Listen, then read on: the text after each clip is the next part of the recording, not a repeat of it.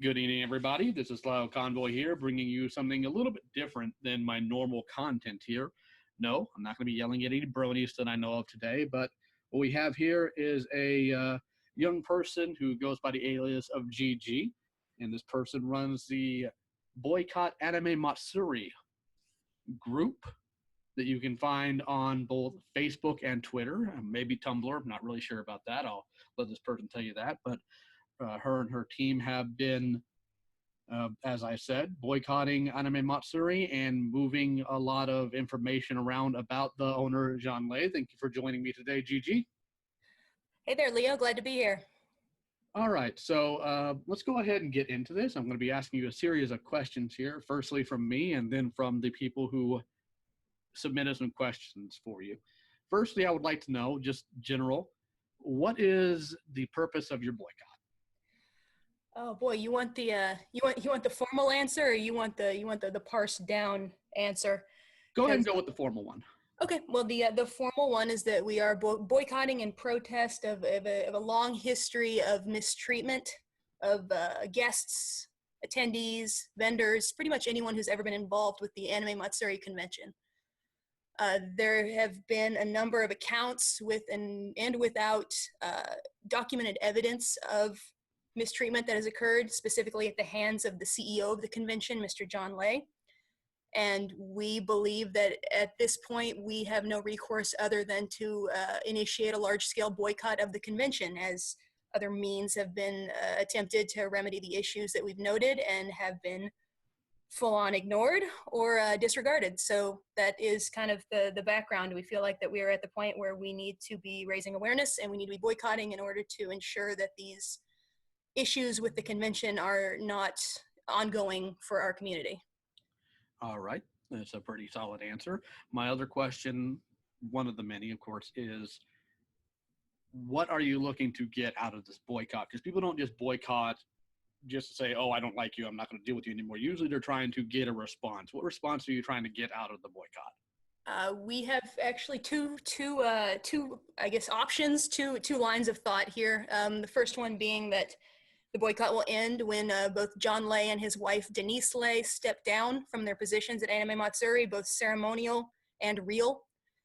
They will need to be replaced by someone who is not in their employ or has never been in their employ, and they need to be replaced by someone who is willing to address the issues that I previously mentioned, and they need to be willing to implement a program of training and awareness for their staff to address the issues of sexual harassment and sexual assault at Anime Matsuri. And option B is that the con shuts down and stops operating in all forms. Okay, now I'm going to ask you, you were talking about things John has done and things that have happened within the staff. Can you give us any specifics about John's behavior or actions that has led to this protest or boycott, rather? We have, well, it kind of roots back to 2015 when the first allegations came out. The first women came forward with stories of sexual harassment, of inappropriate touching, of inappropriate comments made to women who were attempting to do business with John. In 2015, these stories first came out. They were posted on blogs. They were reported on briefly by the Houston Press and a few other news sources. A petition came about, ended up with a little over 1,000 signatures asking John to step down, and he did not. So this has been something that has been talked about for years, and recently with the coming about of the Me Too movement, of the Time's Up movement, where women are speaking out about their experiences, we kind of decided to pick up and to enforce, bring about more awareness of the situation. We've opened up channels on pretty much every social media platform for people to come forward with their experiences at Anime Matsuri, be they with John or without John. I've got a whole mess of experiences that I haven't even published yet, from people who have had bad experiences with staff members at Anime Matsuri, people who have had bad experiences with volunteers, with security. It's an entire atmosphere that has become decrepit. It's become not a conducive environment for the kind of things that you would expect to see at an anime convention. But with these things being opened up, we've ended up, I think at this point, we're at 14 accounts of sexual harassment or sexual assault committed by John Lay. And I say sexual assault because these were instances in which someone was touched against their will, and that is the legal definition of sexual assault. And many of these people came forward with text message evidence of the harassment that occurred, of the inappropriate conversations, of the persistent inappropriate conversations that John Lay attempted to have with them, and just the sheer volume of testimonial, of evidence. It's something that can't be ignored anymore. And this is what we're not even trying to convince people of anything. We're just trying to show them this and what is happening and letting them decide for themselves if they're okay with it. All right. My question is, what made your group decide to do this year as opposed to 2015 when this was outed, or any year previous? People are listening now. People are listening. You've seen Harvey Weinstein. You've seen a whole slew of men in positions of power, people in positions of power who have previously been thought invincible, have previously been thought untouchable, who have been brought down by enough people being willing to come forward and speak up and tell their stories. Because it is not easy to tell your story, especially if you're in a position where it happened years ago, or you don't have evidence, where you don't have anything other than your word that it occurred. I mean, it's something where you don't even want to say anything, because what's the point? But people are listening now. These stories aren't immediately brushed aside anymore, especially if enough people are willing to come out and tell these stories at the same time. And that's what we've seen. We kind of rolled the dice on it. We opened up the lines of communication and said, if you have a story and you want to tell it to us. And people have been telling us stories. And I mean, the environment was right, the social environment was right, and I mean, we took a gamble on it this year, and it has paid off. I mean, not paid off makes it sound like a good thing, and it's not, but it has things have happened, and I think that it has a lot to do with the environment that we're in right now, and that women are emboldened to tell their stories, knowing that there are people listening. All right. Let's see here. When it comes to social media, such as Twitter and Facebook, what type of general response have you been getting from people? I'd say overall, the experience, I mean, the response has been positive. I mean, mostly because there are a lot of people who have been thinking what we are saying for a while. There are a lot of people who have had that feeling in the back of their head.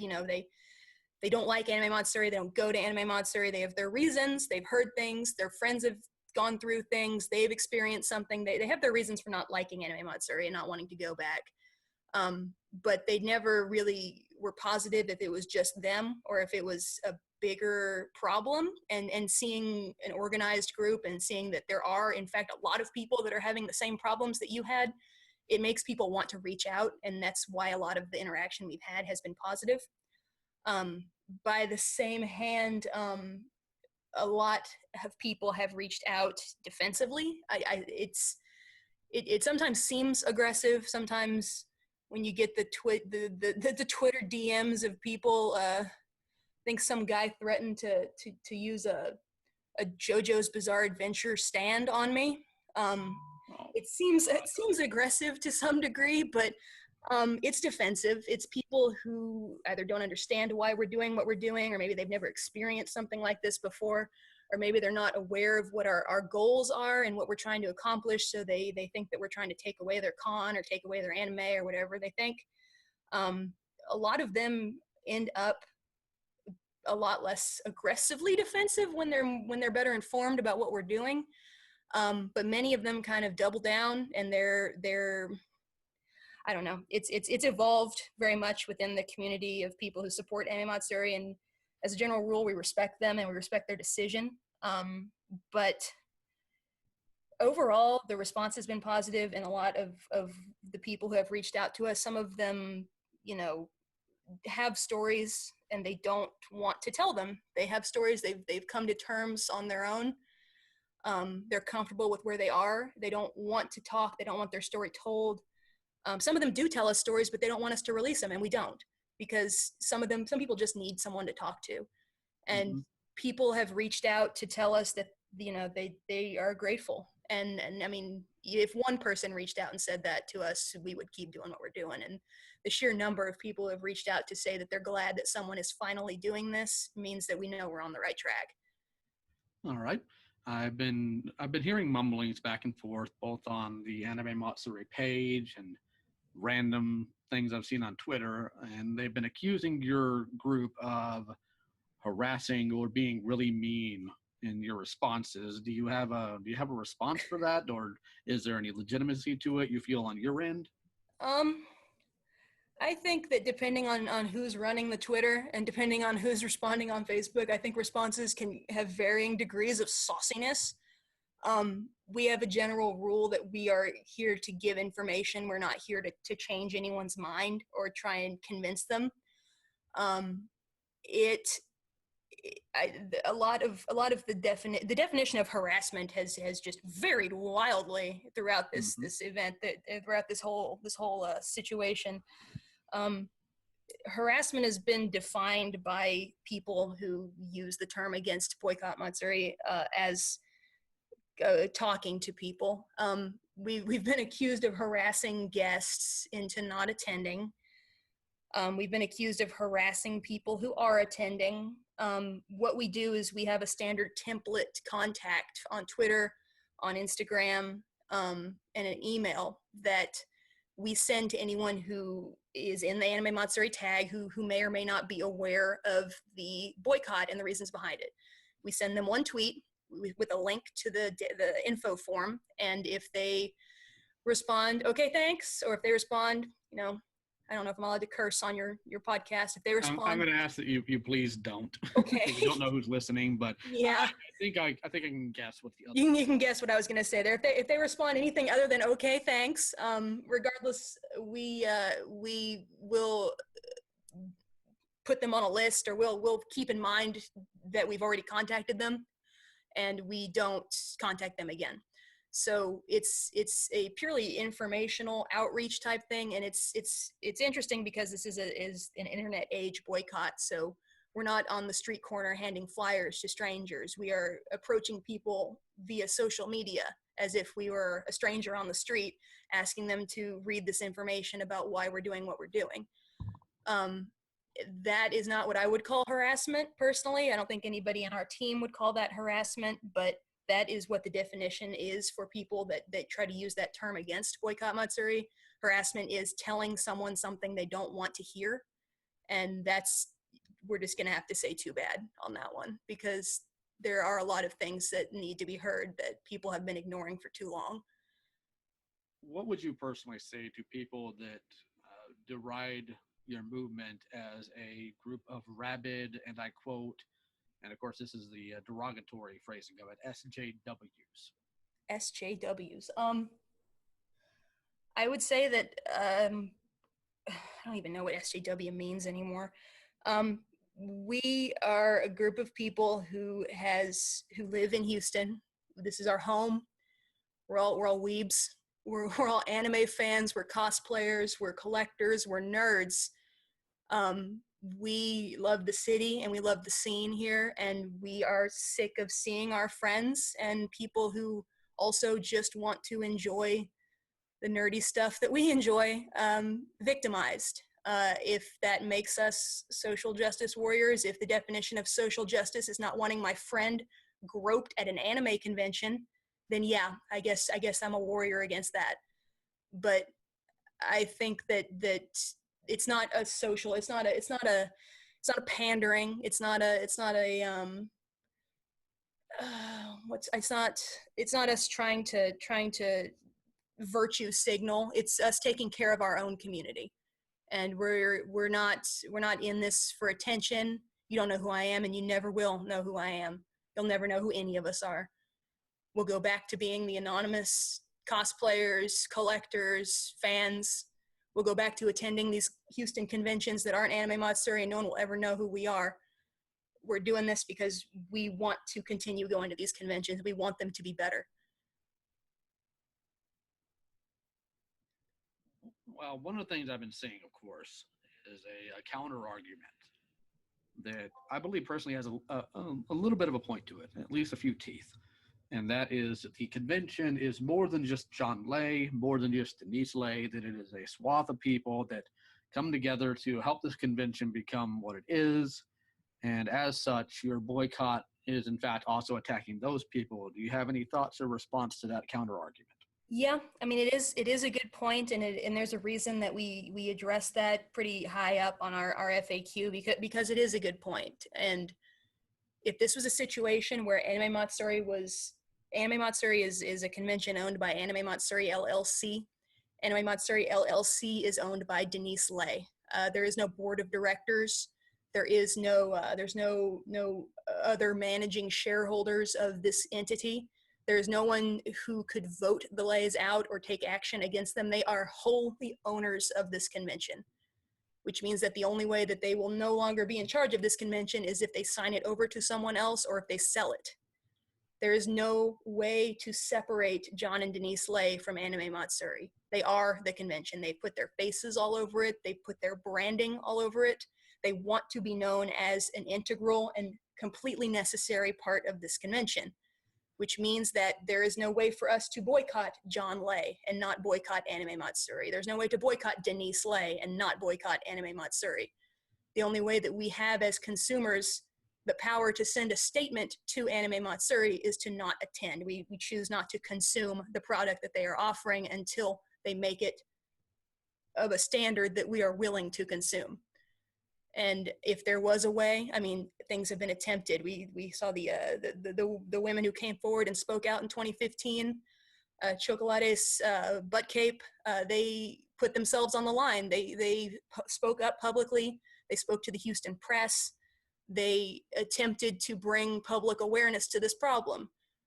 Nothing came of it. I think John Lay, he made an awful public apology, blaming each of these women for their own situations and apologizing for anyone who may have been offended by his words.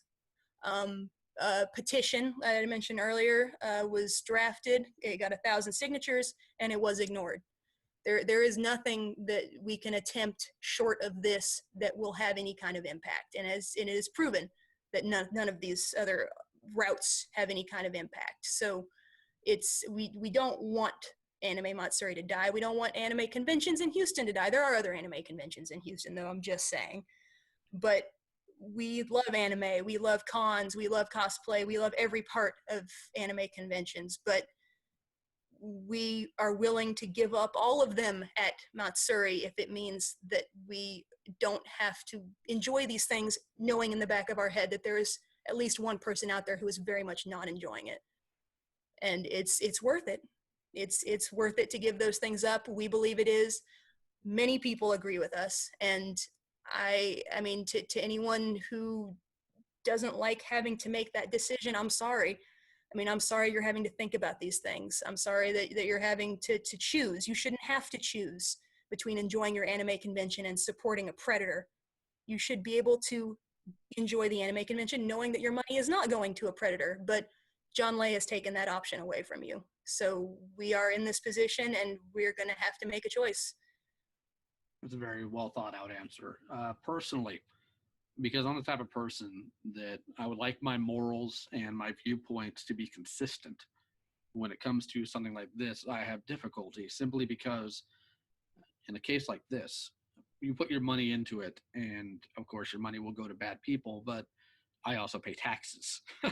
And we don't even want to start covering different atrocities any government has ever done, because your money's always going to go to somebody terrible. But that is a very valid point you made concerning who owns it, and the avenues of which you have tried, or your group has tried, and has been fruitless due to the nature of indirectness that both of them did. So moving on to other questions here. Between the two options you gave at the beginning of this interview of John and Denise stepping down ceremonial and physical occupation of running this convention, or the convention shutting down, I just want to be extremely clear here. Which of the two does your group prefer? Well, that would depend on who you're talking to. Um, there's a reason we have both of those options up. I mean, you're talking to Gigi right now, and personally, I would prefer the former. I would prefer that Anime Matsuri be sold to a entity or person who is willing to run it in a way that is acceptable and that is responsible. I would prefer that someone take it over who's willing to address the issues, who's willing to make sure that attendees and that guests are well cared for and protected. It is possible. It is done. You see conventions all over the United States. You see conventions all over Texas where there is a presence and there is a clear understanding within the staff and within the environment that there are certain things that are unacceptable. There are certain ways for you to bring it to the attention of people in authority if these unacceptable things are occurring.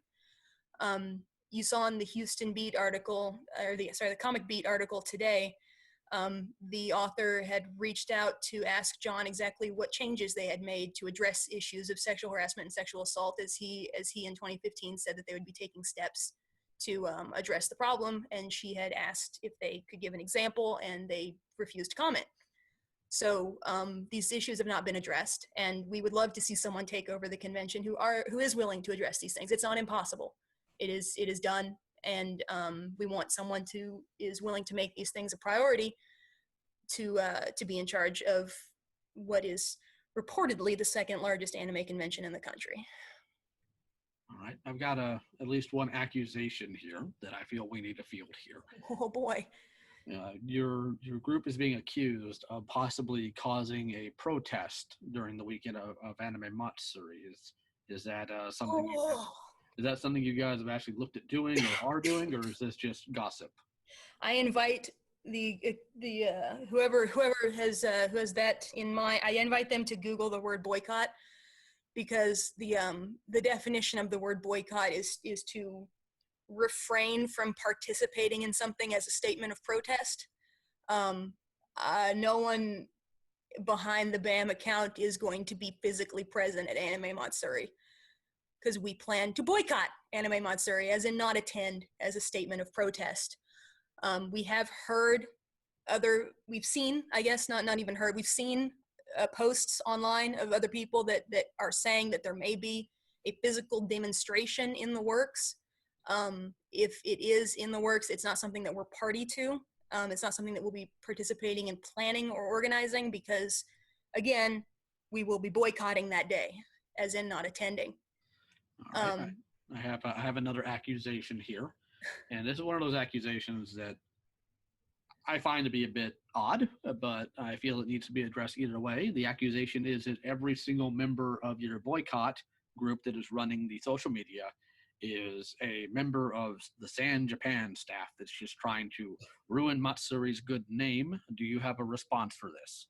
I don't think anybody running San Japan would have time to do this. I mean, to be completely honest, nobody running any of the social media accounts, the BAM social media accounts, has any involvement with San Japan. We are not the staff members of any convention in Texas.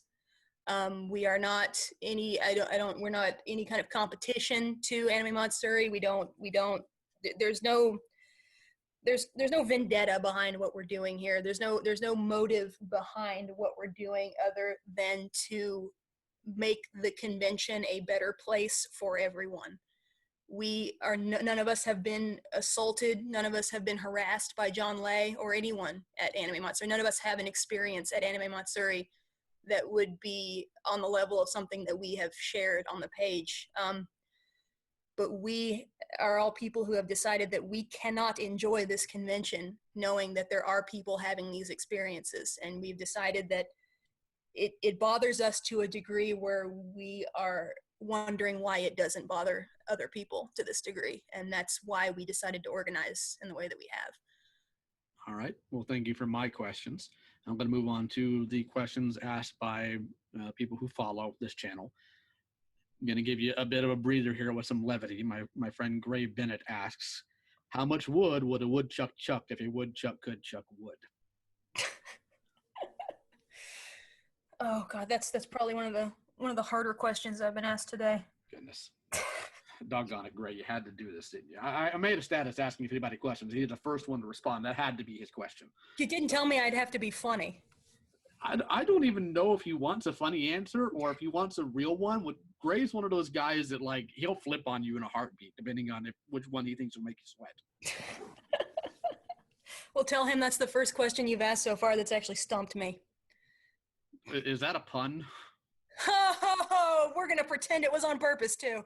All right, so let's go ahead and move on. Ross Martinez wants to know, and I'm going to go ahead and just say the question directly. It's combative, but why are you ruining the convention for innocent bystanders?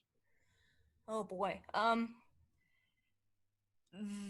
The answer to that question is that we are not ruining the convention. We don't have the intent of ruining the convention for innocent bystanders. We have the intent of making the convention better for the people who have been hurt by it. And to be completely frank, I and the people behind this account, we care more about people being safe than we care about you having fun in an anime convention. I'm sorry. That's kind of the straightforward of it. We care more about people not having the kind of experiences that we have been hearing about and reading about for weeks now.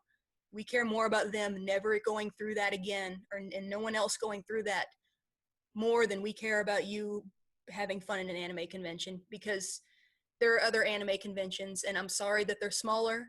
Maybe they wouldn't be smaller if more people chose to attend them over Anime Matsuri. I'm sorry if they're not as fun. I'm sorry if you for whatever reason, don't want to go to them. But you can make your own fun somewhere else. You can make your own fun. You can have fun. You can cosplay. And you can know that there's not people being victimized around you. So to them, I say, sorry, but we're going to continue doing what we think is the right thing to do here. All right. He has a second question. Are you going to harass me if I run a panel? I know that sounds really combative as well, but honestly, if you're from the outside looking in, it is a very legitimate question to ask your group.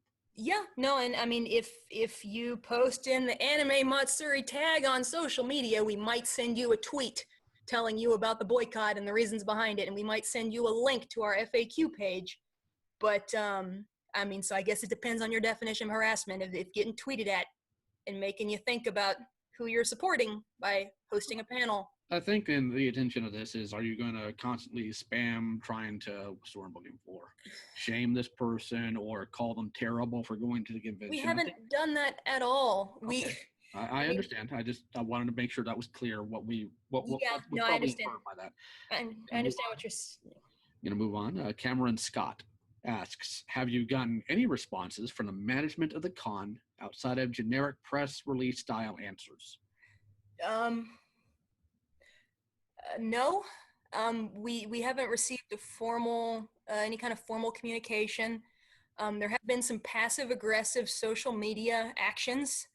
I think Denise got on Instagram Live a couple nights ago and started waving around a prop gun, ranting about how nobody in Houston could run a convention except for her and her team, something about Elon Musk.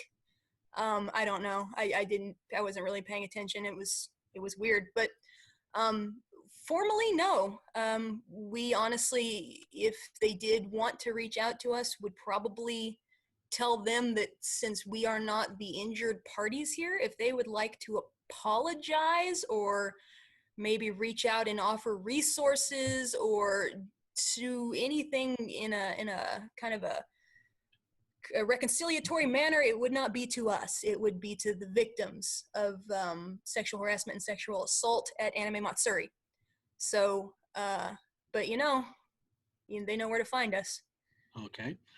Jerry Del Olmo asks, are you going to get this taken to court? That's an interesting question. Unfortunately, in the United States, based on, I guess, our research and it's ongoing, but sexual harassment is not a crime until it rises to the level of legal harassment, which would be ongoing and continued contact after the harassee has requested that contact stop. And while we have do have accounts of that occurring on behalf on John Lay's part. We are not the injured party, and therefore we are not able to take anything to court. We have provided resources to people who have written in stories to us. We've provided them resources on counseling. We've had people write in to us actually offering free legal consultation for anyone who would want to pursue legal action in that regard, and we are prepared to provide that resource as well to anyone who's written into us. But as far as us as a group, as the BAM group, we are not in a position to bring about any legal action because we are not the injured party, and that's not really our mission. Our mission is to tell the stories and I guess encourage and provide resources to anyone who may want to follow that route. But as of right now, we have no plans to instigate anything on our part because really we can't. All right. I'm going to move on here. Wendy Domino has several questions here. Oh, I bet she does. Hi, Wendy. I'm gonna go ahead and start. And full disclosure, I know Wendy. She's a super sweet girl. She really is. But She of all of our detractors, Wendy is one of my favorite because she is always willing to have a conversation. But she asks, most people in the boycott movement say they don't want to shut the convention down, but they just want the Lays to sell or transfer ownership to someone else. Is this realistic without shutting the convention down? It is absolutely realistic. There are a number of large entities in the United States who run multiple conventions. There are groups that run the PAX conventions. There are the groups that run the Wizard World conventions. There are Apple de la Fuentes runs Alamo City Con, the Alamo City Toy Show, and Cyber City Con. Right. There are a number of companies who run multiple conventions that are very well managed conventions who would absolutely be in the market for a large-scale anime convention in the city of Houston. I think that it's not an unreasonable goal. I think it's very much reasonable, and I think that we should not limit what we want here. I think that we have every right to ask for what we are asking for. I think that we are not we don't deserve to have to settle for an anime convention run by someone who may or may not be preying on members of our community. I think that it is reasonable, and while it may be a very, very big thing to ask for, I think that at this point Houston deserves it. I think at this point our community deserves it. So I do, and we would all agree that it is a reasonable thing to ask for.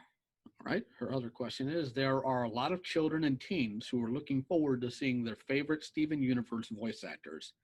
There's very little doubt that the boycott movement was directly responsible for getting them, or at least their agents, to cancel their appearances.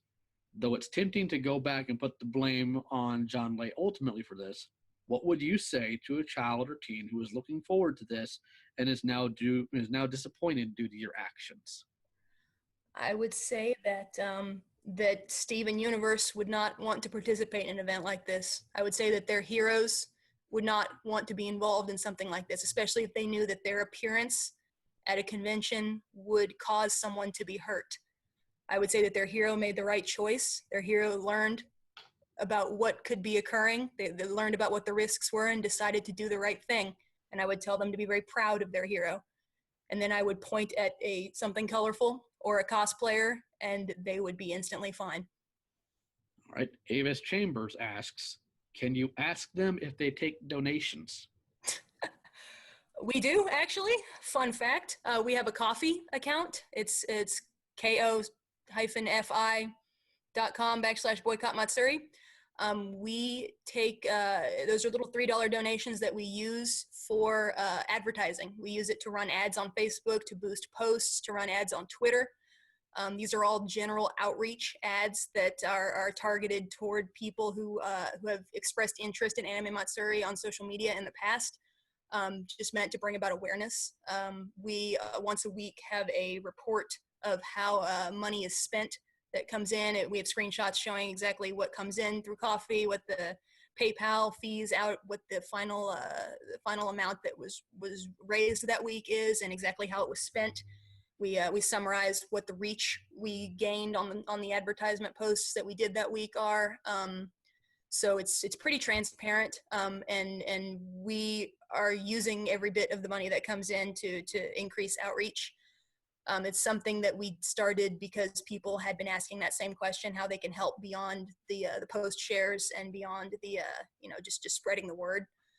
But Well, my next question, that was going to be a personal one, piggybacking off that, was what do you do with the donations? But you've already preemptively answered that one.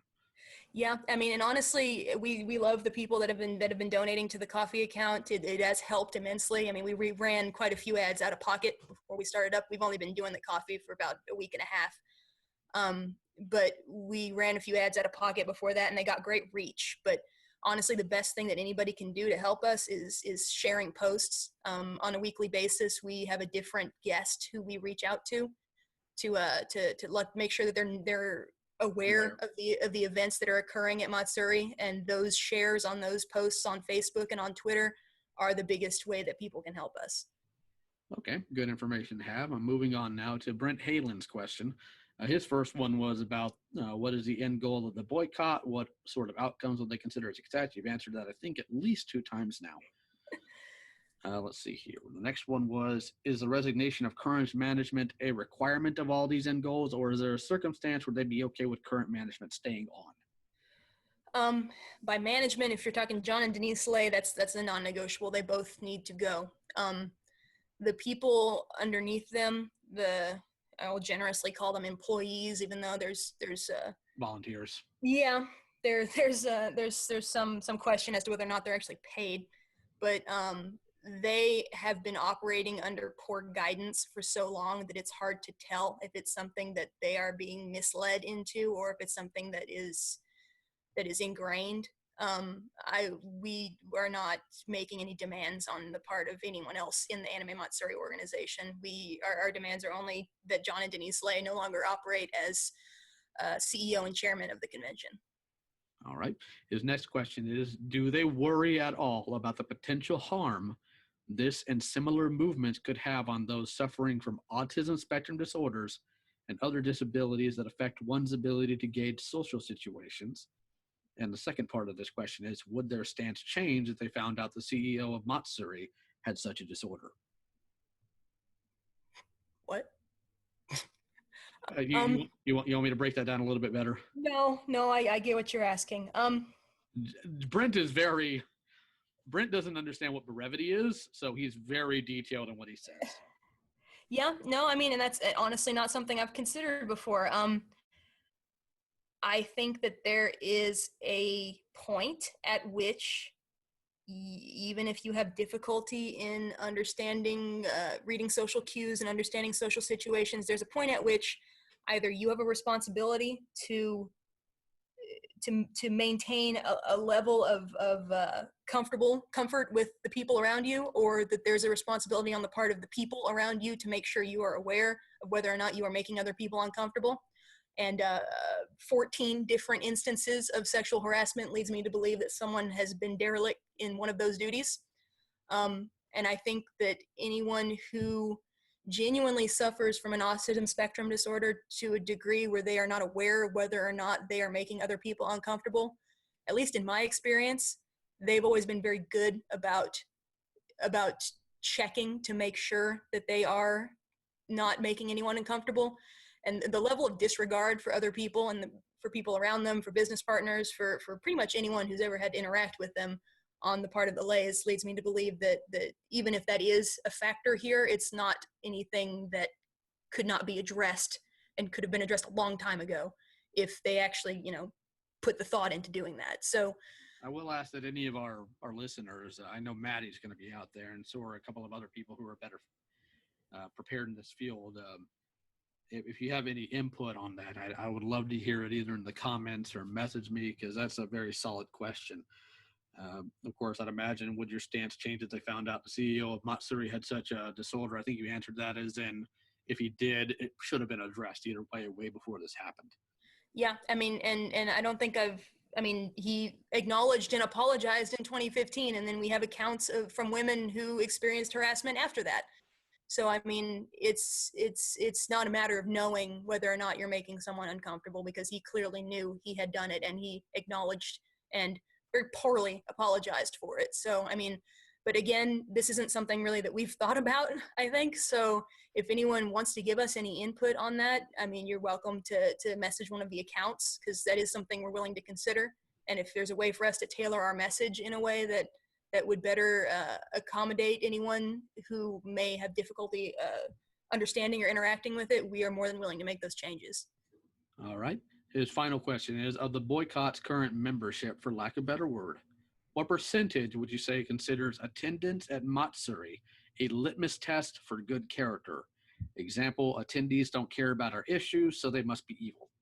Um, it would be impossible to say that, just because we can't be sure that everyone attending knows.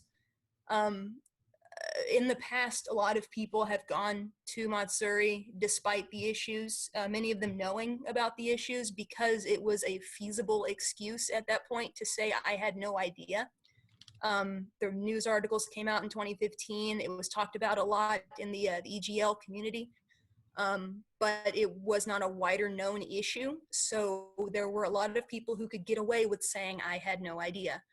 So our goal kind of with this new movement was to, real hard to say that you had no idea when there's ads being run, when it's being shared. We have upwards of 25,000 impressions a day on our posts on across social media. So we're trying to make it so more people know, and it becomes less feasible for people to say that they had no idea. But that being said, there's no way for us to know who knows and who doesn't. So it would be impossible to say you're a bad person if we're going to Anime Matsuri, because we don't know if you know or not.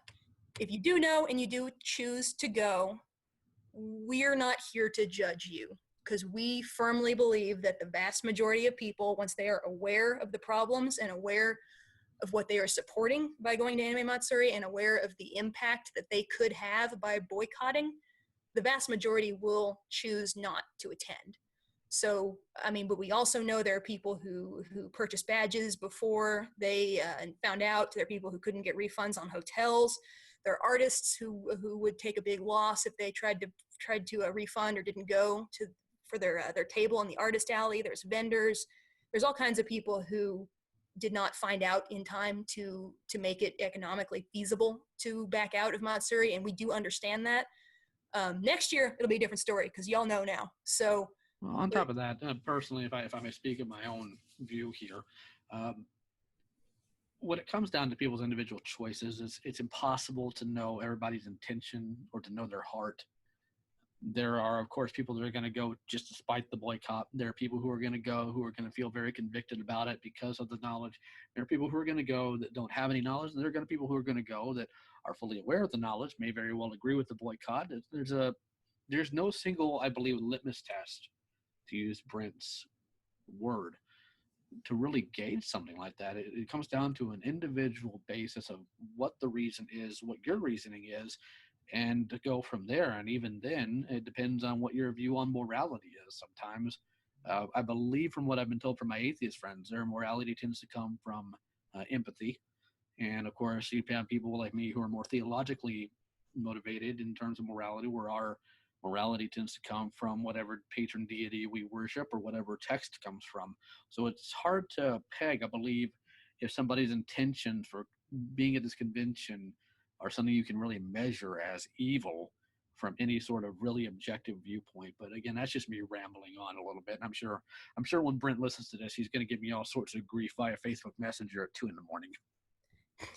No, you're spot on there, and like I said, nobody behind the BAM accounts is in the business of weighing moral judgment on anybody's soul here. We're here to get the information out to as many people as possible, because we don't want anyone to walk into a situation without full information. So we're going to do everything we can to get that information to people. All right. Well, I cannot currently think of anything else. That was all the questions I had from my viewers, as far as I know.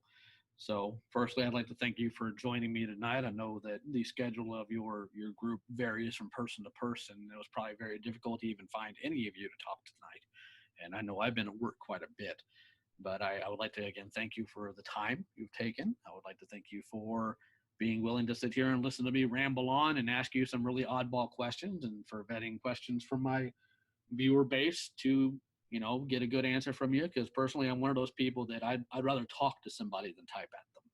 No, and this was great. I think on our end, there were some great questions, and we do appreciate you giving us the coverage and taking the time to talk to us, and appreciate your viewers for the questions too. All right, you got any closing thoughts you would like to say to anybody before we go ahead and end the recording?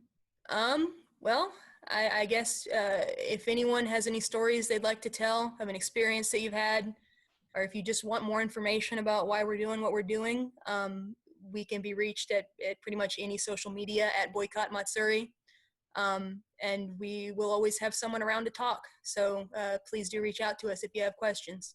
And for those of you wanting different links, I'll make sure I put them in the description for all of you, just so you're aware where they all are, so you don't have to listen to it and try to desperately type before the words pass. So I would like to thank you all for listening in. I would like to again thank Gigi for their time, and everybody try to have a good night.